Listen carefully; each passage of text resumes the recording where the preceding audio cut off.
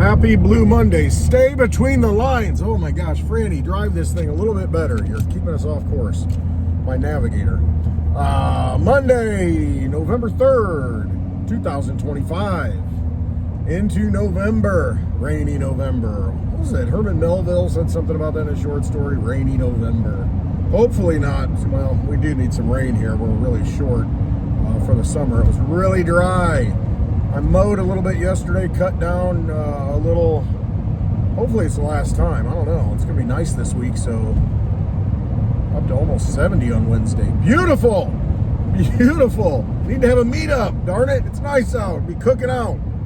Oh, yes. So, over the week, well, Blue Monday, yeah. Digibyte. We'll get into some Digibyte and some Litecoin here in a little bit. I want to talk about the ratios of what happened over the weekend, or yesterday specifically, and how important community is.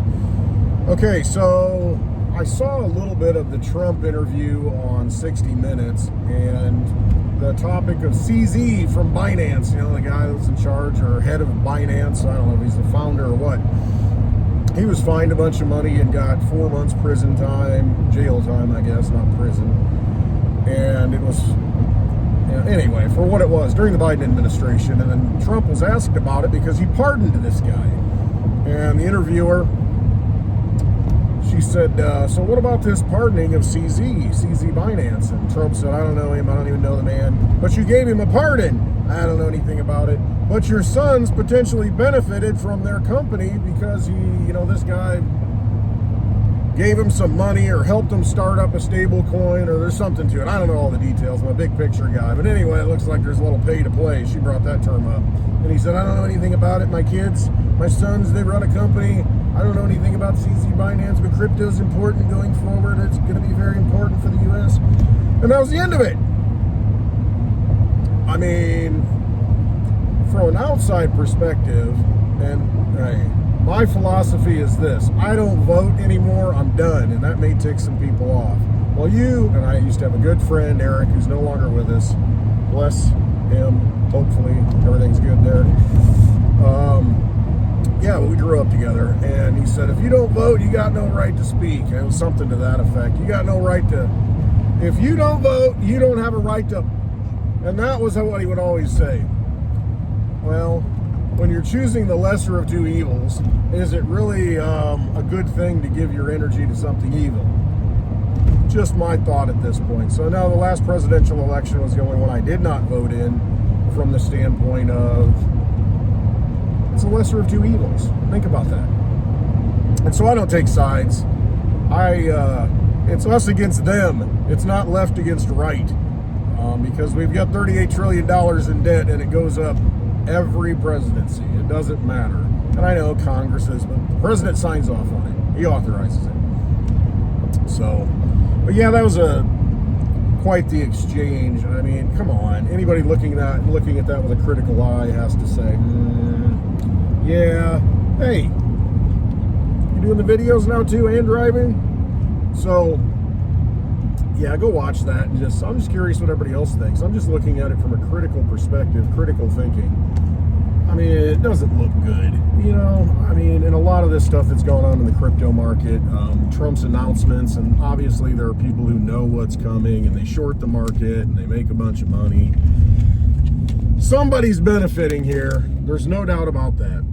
And the fact that you're the president, you pardoned somebody, you took them off the hook, and you don't know who they are, that should tell you right there that the president does not run the country.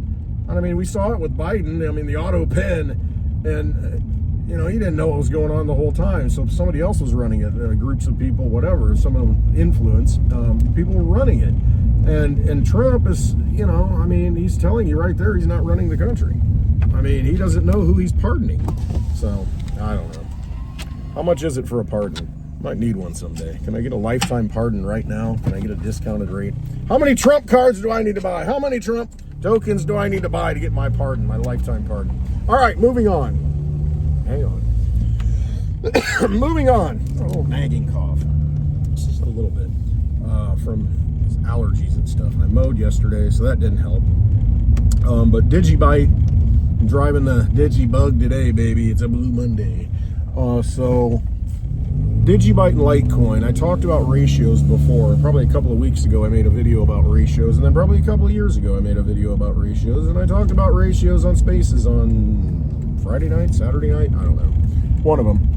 And at the time, and for a good solid week, when I say ratios, everything has most things have a ratio, a natural ratio that you can follow, and when it gets out of whack, you know, one of the other items in that ratio are going to move. So if you look at gold and silver, you know, at one point here, not that long ago, you could take 1 ounce of gold and get 120 ounces of silver. Now I think it's around 1 ounce of gold gets you 85. So if you would put your gold, 1 ounce of gold into silver, you got 120 ounces of silver, let's say. Well, now you could take those 120 ounces of silver that you have, take 85 of them, and get your ounce of gold back, and then you've netted 35 ounces of silver. So you have two things that you like, and you know, it doesn't matter. See, that's the thing with the ratios. You just let them play out. You got to be good with holding the assets. Now, you can get risky and, you know, follow ratios and a lot of different things, but I tend to like things. I don't want to mess with it. You know, so I wouldn't do that unless you have two things that you're trading back and forth that you like holding, that you feel good about. So Litecoin and Digibyte for me are kind of the two things. Those are my two coins. I mean, those are the two that I have the most faith in, that I believe in. You know, the longevity of them, 14 plus years running nonstop for Litecoin, almost 12 years nonstop in January running for Digibyte. What they do, they're solid. And so I don't care. I'm fine with holding either one. So back to the ratio between those two, Litecoin and Digibyte. So for well over a week, you could have taken one Litecoin and gotten about 16,000 Digibyte. That ratio is out of whack because the natural, I should say the program supply of Litecoin is 84 million. The program supply of Digibyte is 21 billion. So that gives you a ratio of, I think, 1 to 250. Doesn't mean anything. I mean, at this point, that's just, you know, if you just take it, this is how many there are. There's a lot of other factors that determine that. But when it gets to 1 to 16,000, probably means that Litecoin's overvalued to Digibyte or Digibyte's undervalued to Litecoin. So I look at that and say, well, that's a good time to take one Litecoin and move it into 16,000 Digibyte. Well, if you'd done that, yesterday Digibyte kind of went on a run. It was up like 50% or something. So I looked at the ratio and it got close to 1 to 10,000. So, and then pretty easily 1 to 11,000, you know, for a good period of time yesterday. So you could have taken, let's just say conservatively, you took one Litecoin a week ago and got 16,000 Digibyte. Yesterday, you could have taken 11,000 of those 16,000 Digibyte, gotten one Litecoin back, and you're keeping 5,000 Digibyte in your pocket. So you've got your Litecoin back, now you got 5,000 Digibyte.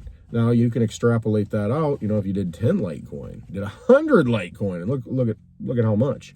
Or you could have traded it right back and gotten like 1.4 Litecoin back, so you made 0.4 Litecoin, if that's what you're into. If you want to hold Litecoin, you feel better about it, and you think, oh, it's going to move next, you hold that.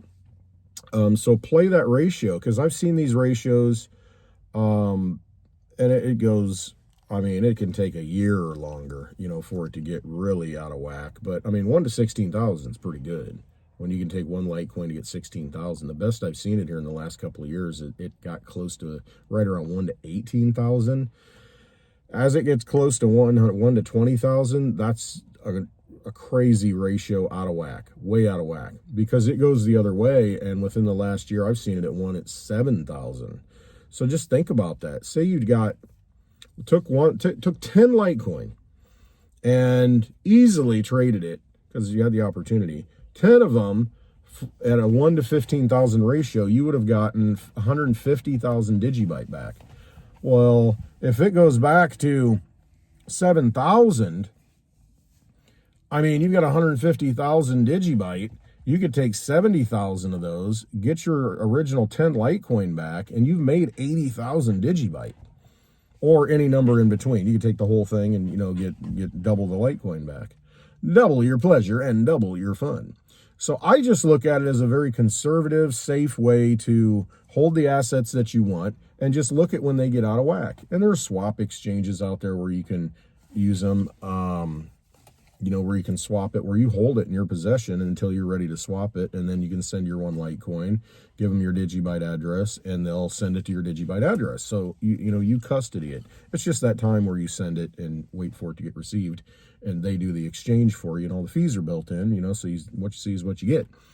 But trading those ratios is, to me, I think, a good strategy if you're good with the two assets that you hold, and then that way, oh gosh, I'm stuck on a pile of Digibyte. Oh, break my heart. Don't tempt me with a good time. Or vice versa, with Litecoin.